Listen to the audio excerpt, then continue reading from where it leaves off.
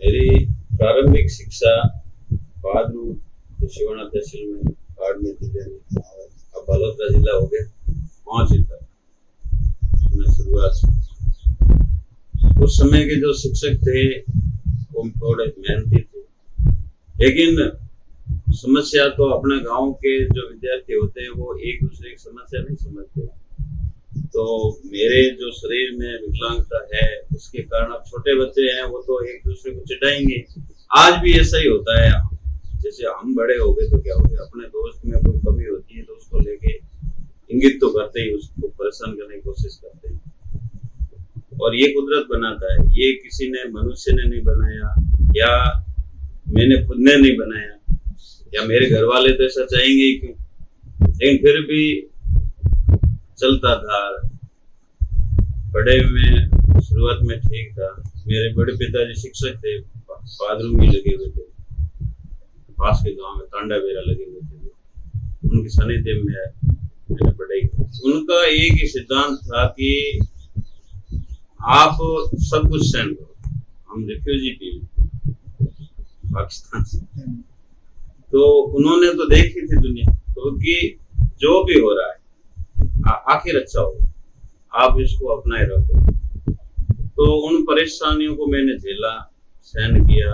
अब छोटे थे तो इतना समझते भी नहीं थे कि मैं परेशान हो रहा हूँ, लेकिन ही परेशानी पूरे दिन हो गया, बच्चे चिढ़ाते तो मैं पीछे पीछे भाग रहा उनके। तो फिर मैं 6ठी कक्षा से सिवाना मेरे यहाँ अंकल रहते थे, मेरे रियल अंकल चाचा जी, उनको हम काको सके, उनके यहाँ मतलब वो यहाँ रहते, सिवाना शहर में ही रहते थे 12, और यहाँ सिटी स्कूल है सिवाना में, वहाँ शुरू की पढ़े। तो बहादुर की बजाय यहाँ के जो लड़के थे वे जरूर थोड़ा बहुत मुझे समझते थे, मेरे हर काम में सहयोग भी करते थे।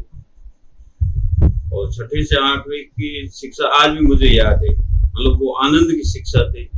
और हमारे जो शिक्षक थे हेमराज जी सोनी, जो हेडमास्टर थे हमारे संस्था प्रधान थे, इतने मतलब कि होशियार, इतने गणित पढ़ाने में मतलब, और इतनी बच्चों पे पकड़, इसमें कहते स्टिक मतलब हिल किया जाए बच्चा, तो उनसे हमने ये जो शक्ति आज हम बच्चों पे दिखा रहे हैं वो शुरुआत में उनसे सीखी। फिर हाई स्कूल सिवाना में एडमिशन ले लिया 9th क्लास में, और राजपूत बोर्डिंग पहले शुरू नहीं हुआ था, हम जब पढ़ते थे 9th में तब शुरू नहीं हुआ था, तब धारीवाल हॉस्टल था, उसमें अधिकतर राजपूतों के छात्र रहते थे। रघुनाथ सिंह जी मार साहब जो मोगड़ी के थे, वे शारीरिक शिक्षक थे, वे भी इतने कितने सख्त, हेमराज जी से भी आगे 5 बजे उठना, 10 बजे सोना, रात उससे पहले सोने नहीं देते, 5 बजे नहीं उठो तो पानी डाल दे, सोए हुए भी। तो मतलब ये सारी चीजें हमने संघर्ष करना सीखा कि इन मतलब इतनी परेशानियों में, इतनी कठिनाइयों में किस प्रकार जीवन जिया जा सकता है और किस प्रकार आप आगे बढ़ सकते हैं। और अब ये रघुनाथ सिंह जी का जो जीवन था वो थे शारीरिक शिक्षक, लेकिन एक प्रकार से सैनिक का जीवन था। अब मैं जो फिट होते हैं बालक वो तो ठीक है, मुझे छूट भी देते थे, मेरे प्रति खूब रहम रखते थे, बच्चों को कहते थे कि इसके भाई खाट है, बिस्तर है, पलंग है, बाहर रखवा दो, पूरी मतलब मैस मॉनिटर बनाते थे हम, मतलब महीने जो हमारा मैस चलता था, जो रसोई चलती थी उसमें मॉनिटर बनता था, सामान लाना पड़ता था, तो उसमें मुझे छूट देते थे। लेकिन फिर भी सख्ती वही रहती थी, यदि मैं भी घर से लेट आया हूं तो सजा मुझे भी इतनी भुगतनी है, यदि सुबह की प्रार्थना याद नहीं है तो सजा भुगतनी, पूरे हॉस्टल के चारों तरफ चक्कर लगाने, तो चाहे आप धीरे चलो, चलते रहो। तो ये मतलब इन शक्तियों ने हमें जीवन जीना सिखाया। और फिर क्या हुआ, समूह में रहते हैं तो अपन खुद इतने दिन है जो बच्चों से परेशान थे, साथियों से, पढ़ने वालों से, वो चिढ़ाते थे, अब हम है जो दादा बन गए, अब लोग अब है जो पूरे स्कूल के दादा बने। तो थोड़ा बहुत पढ़ाई में मतलब कि समझो कि जो मेरी तीव्रता बहादुर में थी, सिटी स्कूल में थी, उसमें पढ़ाई में थोड़ी है जो कमी है, 9th 10th ना समझनी थी। फिर कुदरत ने भी साथ नहीं दिया, मेरी माता जी का देहावसान हो गया 10वीं पढ़कर 1999। उस समय तो हम बालक थे और घर वालों ने, पिताजी ने ऐसा महसूस नहीं होने दिया कि भाई आपके जीवन में एक कमी आ गई है, अभाव आ गया, लेकिन फिर भी बच्चा तो बच्चा ही होता है। हम 17-18 साल के थे, इतने बड़े भी नहीं थे।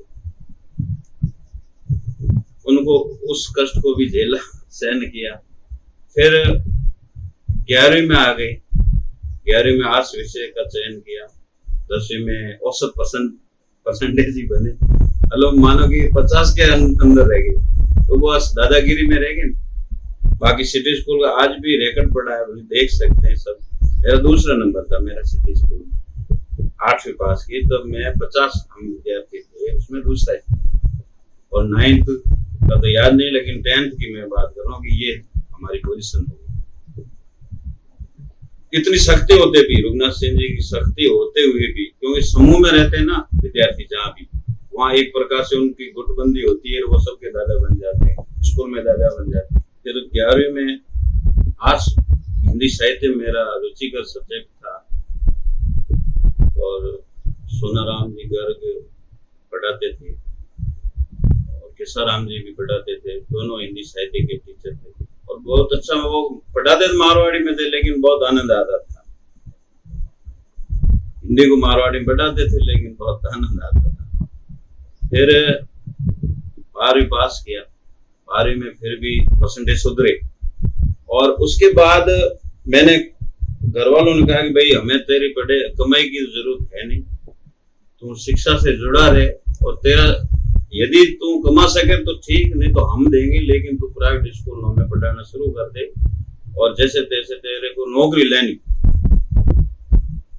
बाकी हमें आपकी कमाई नहीं चाहिए, आप भले खाता खुलवा दो, उसमें जमा करवा दो। ये मेरे पिताजी के शब्द हैं, और आज दिन तक उन्होंने मेरे से ऐसा मांगा है।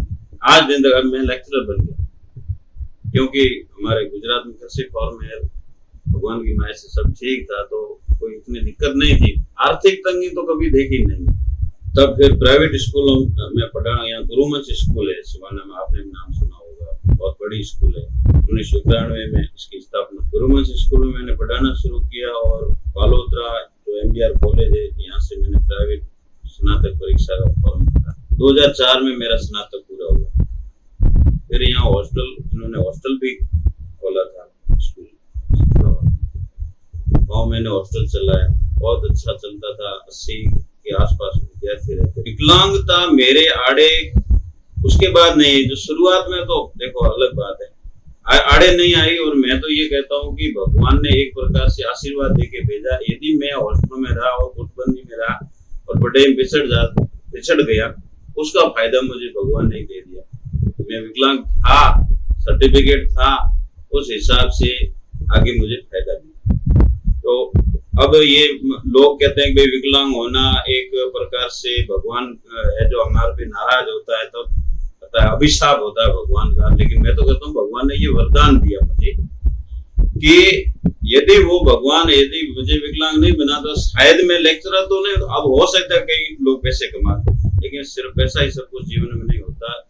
बच्चों का जीवन बदलना, उनको शिक्षा देना और लोगों से जुड़े रहना, समाज का कार्य करना, ये सारी चीजें आप शिक्षक के रूप में कर सकते हो। बिजनेसमैन बन सकते हो, लेकिन अपना सब कुछ कर सकते हो, लेकिन दीन दुनिया का नहीं कर सकते। फिर 2004 में मेरा स्नातक कंप्लीट हो गया।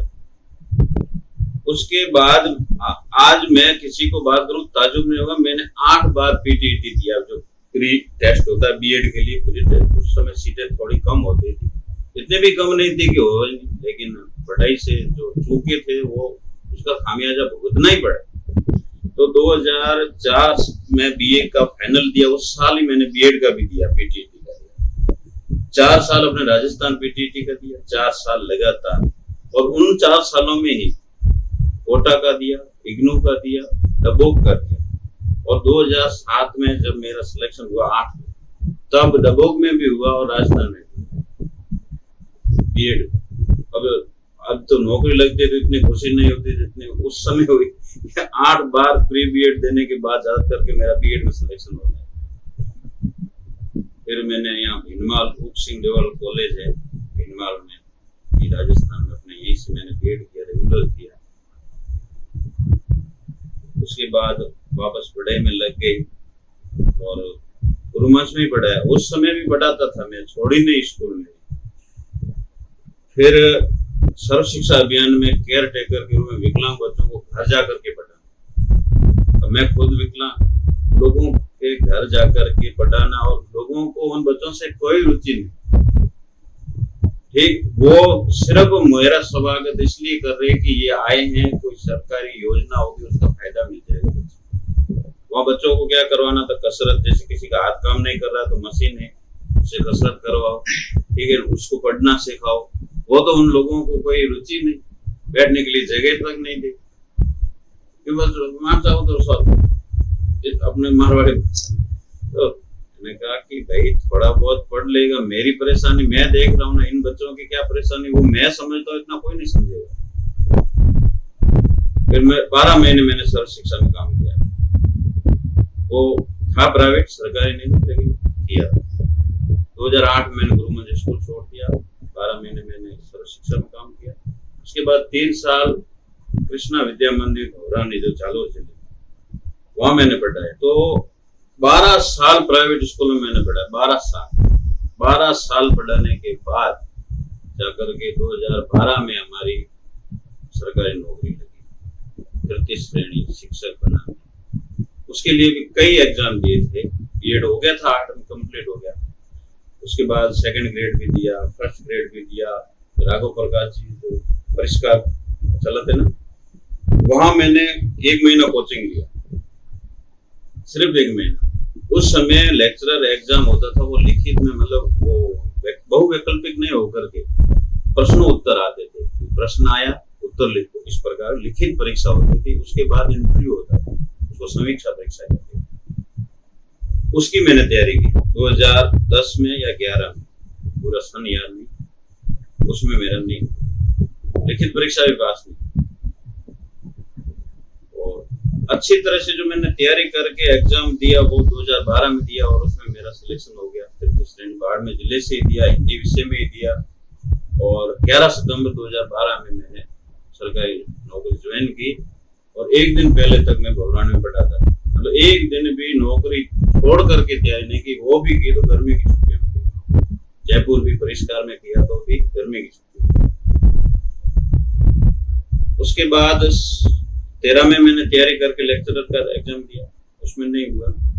जिसमें मेरे मित्र जेठू सिंह जी कर्नौल, जो हम साथ में गुरुमंच में पढ़ाते थे, फिर वो ग्राम सेवक बन गए थे।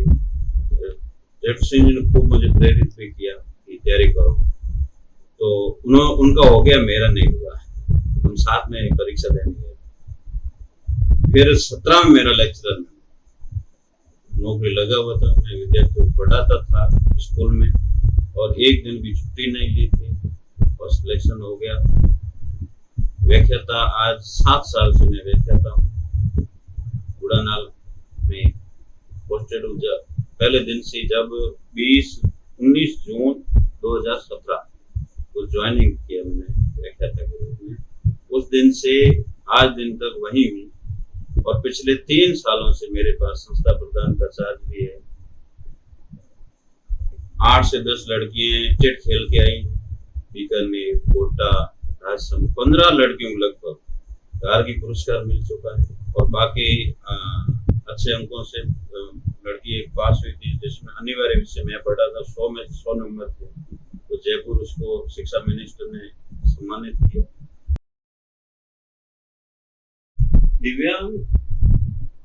दिव्यांग होना हमारा, मतलब हमारी तो कोई गलती है नहीं। दिव्यांग ईश्वर बनाता है। और अपने यहाँ जो मान्यताएं हैं, जैसे पूर्व जन्म में हम विश्वास करते हैं कि आपने पहले जन्म में ऐसा काम किया था, तब आपके साथ ऐसा हो रहा है। तो हमारे साथ अच्छा भी तो हो रहा है। हमने सारे बुरे काम नहीं किए थे, ये तो तय हो गया कि आज सरकार संविधान विकलांगों को आरक्षण देता है। तो यदि भगवान ने हमें विकलांग बनाया है तो संविधान निर्माता के दिमाग में भी हमारे प्रति जो रहम होना चाहिए, दया होनी चाहिए, वो भी भगवान ने करी होगी। तो भगवान ने सजा तो नहीं दी, हो सकता है कि भगवान बाकी संसार को सिखाना चाहता हो कि दुखों में भी, अभावों में भी जीवन कैसे जिया जा सकता है। जैसे अपने एक गीत है ना कि दुनिया में कितना गम है, उससे मेरा गम कितना कम। ठीक है, ये दुनिया मतलब अब दो पैरों वाले लोग भी आत्महत्या करते हैं। विकलांग किसी ने आत्महत्या की सुना? दो पैरों वाले ही करते, पैसे वाले करते। जो कलेक्टर होते हैं वो अपने आप रिवॉल्वर से मतलब आत्महत्या करते, लेकिन दिव्यांग कोई ऐसा नहीं करता। भगवान उसमें आत्मविश्वास करके, मतलब कि ये अपनी मान्यता है कि भगवान एक दरवाजा बंद करता है दूसरा खोलता है। तो दिव्यांगों में मैं तो कह रहा हूँ कि दिव्यांग, वैसे मैंने कोई दिव्यांग दृश्य देखा ही नहीं। हम 7-8 दोस्त थे, साथ में पढ़ते थे, आज भी मिलते हैं। कोई रोना नहीं रोता कि क्यों भगवान ने विकलांग बना दिया है। और मैं तो कहता हूँ यदि किसी को ऐसी निराशा हो भी रही हो तो भी उसको है जो भगवान का शुक्रगुजार होना चाहिए। और कि भाई संसार में आज रेलवे का डिब्बा तक भगवान मतलब सरकार बना, मतलब विकलांगों के लिए अलग से रखे। और किसके लिए? आप राजनेता के लिए एक आध सीट होती, आपके लिए पूरा डिब्बा। तो ये भगवान नहीं दे रहा भाई। यदि भगवान ने हमें ये सजा दी है, लोग मैं नहीं मानता, अपनी मान्यता कहती है, हिंदू धर्म में मान्यता है कि इस प्रकार होता है। तो भगवान यदि सजा दे रहा है तो प्रधानमंत्री के दिमाग में ये क्यों भर रहा है कि उनके लिए डिब्बा बना दो, उनके लिए नौकरी में आरक्षण कर दो, उनके लिए घर बनवा दो, उनके। अब मैं विकलांग हूँ, लेक्चरर हूँ, मेरे हर महीने 1200 रुपए एक्स्ट्रा विकलांग भत्ता दे रही सरकार। अब सजा मैं कैसे मानूं भगवान मुझे सजा दे? बताओ। अब मैं सही सलामत है, वो भी तो मोटरसाइकिल पे आएगा, मैं भी आ रहा, उसको भत्ता नहीं मिल रहा, मुझे मिल रहा है। तो अब बताओ सजा किसको मिल रही है? कैसे बताएं? आप बताओ कि भाई मैं तो कह रहा हूं कि दिव्यांग भाई देखो ये कमी है, उसके कारण भाई जैसे विवाह शादी में अड़चन आती है, और मेरे भी आई। ठीक है, बाकी मतलब वो किस कारण आ रही? वो समाज से आ रही, उसमें सरकार या भगवान का कोई दोष नहीं। ठीक है, और न मेरा दोष है, ये समाज की जो हमारा जो समाज है, चाहे भारतीय समाज हो, किसी एक समाज का नाम है, भारतीय समाज ने ये मान रखा कि विकलांग कुछ नहीं कर सकता। सब कुछ आंखों से देखते हुए भी मानता है कि कुछ नहीं कर सकता। अष्टावक्र जी का नाम सुना होगा ना आपने? अष्टावक्र जी जनक जी की सभा में गए। अष्टावक्र का मेरे में तो एक ही वक्र है, उनमें 8 वक्र, मतलब 8 जगह से वो टेढ़े। ठीक है, जनक जी की सभा में गए तो लोग हंस रहे। अब यहाँ लोग हंसे तो मैं क्यों निराश हो? त्रेता युग की बात है, उस समय भी लोग हंस रहे। तब है जो अष्टावक्र जी ने एक शब्द कहा जनक जी से कि जनक जी आपने मुझे या शास्त्रार्थ करवाने के लिए विद्वानों की सभा में नहीं बुलाया, मुझे तो आपने जो चमड़ा खरीदने वाले लोगों से मिला दिया। इनको तो मेरी खाल खरीदनी है, जूते बनवाने, कि मेरा ज्ञान नहीं देखना चाहते और सिर्फ मेरा चमड़ा देख। कहां बुला लिया आपने मुझे? जनक जी को मतलब नीचा देखना पड़ा। ये मैंने वास्तव में हमारे लोग समझते नहीं। तो ये हमारे समाज में, ये आज की बात नहीं, त्रेता युग से जो सांसद मतलब सामाजिक ही बाध्यता आती है विकलांग को, बाकी न तो राजनीतिक आती है, न आर्थिक आती है, और न ही आध्यात्मिक आती है। भगवान एक्स्ट्रा दिमाग देके भेजता है विकलांग। भगवान कोई अन्याय नहीं कर रहा, अन्याय करते हैं समाज के लोग।